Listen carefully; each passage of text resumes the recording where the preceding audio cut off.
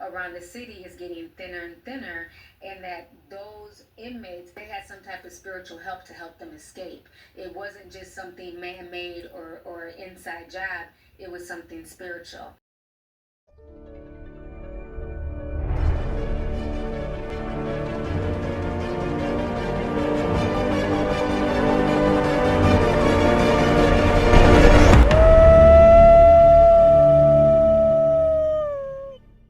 Or violent criminals, and they escaped. Authorities say a total of 10 inmates busted out of the Orleans Parish facility in the early hours of Friday, taking advantage of defective locks on multiple jail cells. Stunning photos showing the getaway path, a hole behind the toilet with this taunting message, "Too easy, LOL." The failure in the jail system should never have happened. The inmates were on the run for at least 7 hours before jail employees realized they were gone.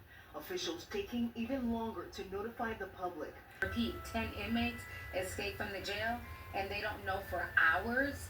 It's almost like the guards were blinded and couldn't tell that the inmates had been gone for as long as they were. Only 3 of the 10 fugitives have been recaptured.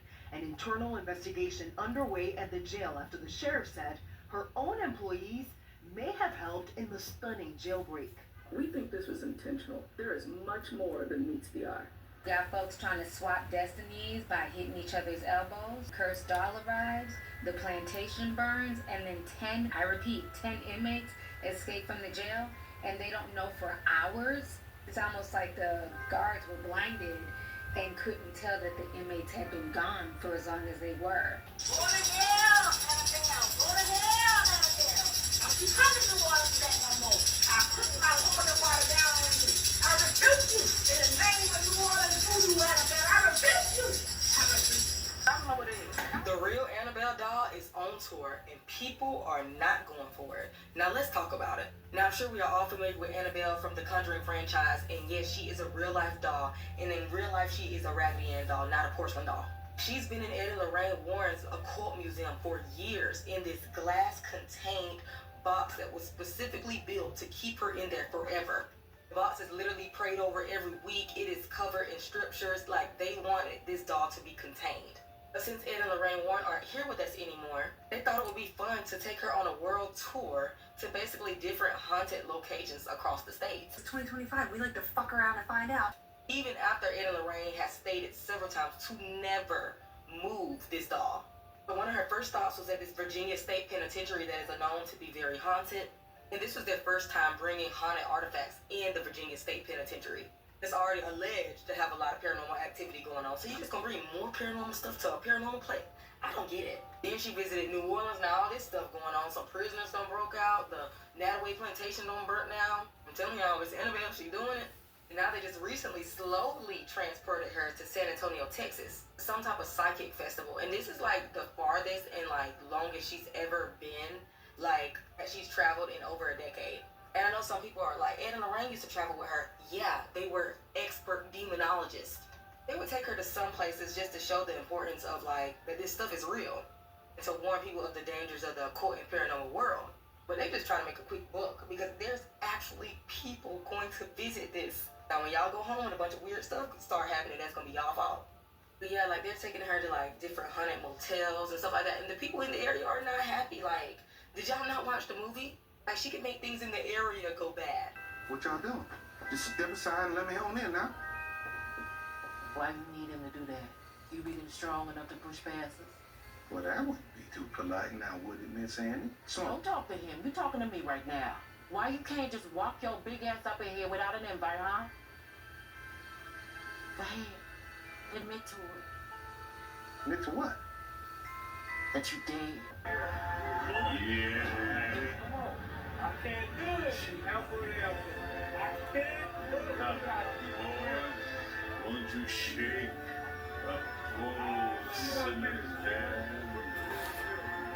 We've seen the viral video of the guy playing the Shadow Man music because there's a man on Bourbon Street trying to get him to rub elbows with him so that he could do his destiny swap. Apparently there are these people that can sense when someone comes by that has like a light energy, meaning that they know that whatever they've got is something good, whether it's like wealth or the ability to be like a psychic or something like that. And they try to get them to bump elbows so that they can swap their destinies, meaning he gets whatever you got and you end up with him. The guy won't do it because in voodoo history way back, they believe that the elbow is like a hinge. Your elbow switches directions and changes where things can go, and it changes up easily. And a quick bump of that can change their destiny and yours. And it's never a good thing when they ask you to do it. They always want what you have. While the guy you bumped elbows with is now on a winning streak. Protect your elbows, and if you think someone did knock your elbow, go home, wash your hands, wash your elbows in salt water. Then light a white candle and say, "What's mine is mine, and what's theirs shall return to them." Annabelle was never to leave the museum. Ed and Lorraine wants her at this particular museum, but now they're taking her on tour because supposedly there's supposed to be another Annabelle movie coming out. So they're trying to take the doll on a tour so that way it can start building up buzz for the movie. One doll holds the key to unleashing hell on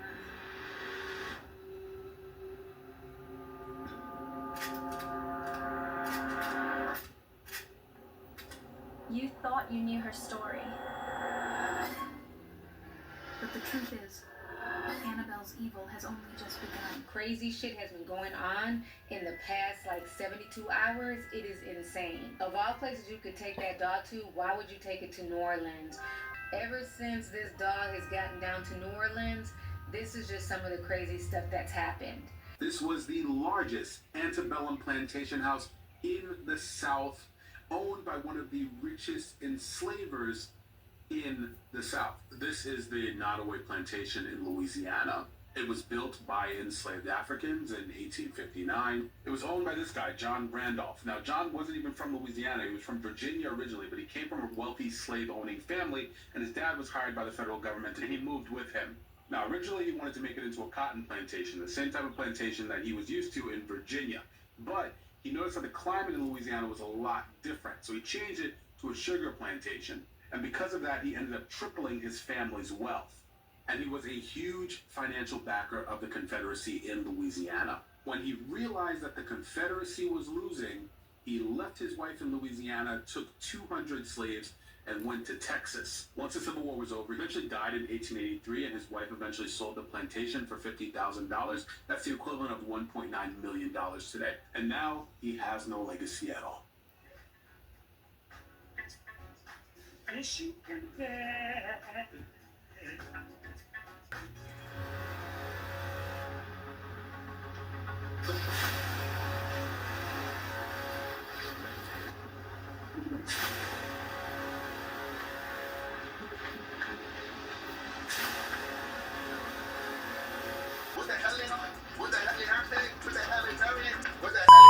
We've heard about people like Marie Laveau. There's a lot of trauma that's trapped in the soil of New Orleans. A lot of blood, a lot of things went on. And it's a mixture of different backgrounds and ethnicities. You know, you had the black slaves, you had the white slave owners, then you had the biracials, the Creoles, the multiracials, the Cajuns.